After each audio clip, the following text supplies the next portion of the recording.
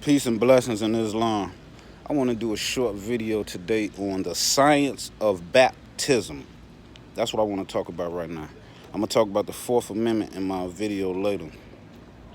Now, when it comes to baptism, right, baptism is symbolic of the cleansing of the soul, right?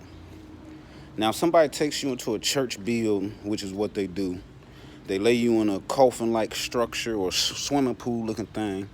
They tell you this holy water and they baptize you. That's not baptism. You've never been baptized if that's how you've been baptized.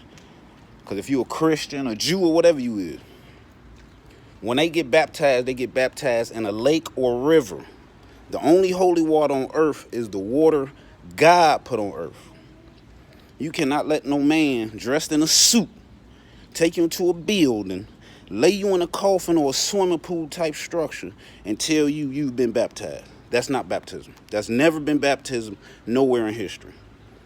And he telling you it's holy water because he made it holy water. No. The only holy water on earth is God's water he put on earth. That's how people been baptized since the beginning of time. And that's the only true baptism. Why? Let's go to the science. You came from the dust of the earth. That's what the Bible and the Quran say. You was formed from the dust of the earth, right? You came from the earth, and to the earth you shall return. Okay. When you go into the baptism, you're getting baptized in a lake or a river. Okay, that's Mother Earth.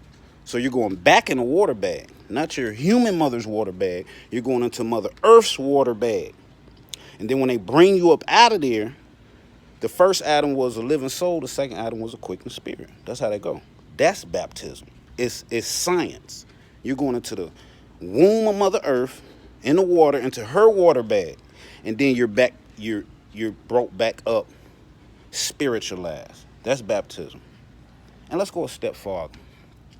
Because the pastors, the preachers, the separation of church and state is absolute. That's what the law says. That's not what I'm saying. That's what the law says. Separation of church and state is absolute.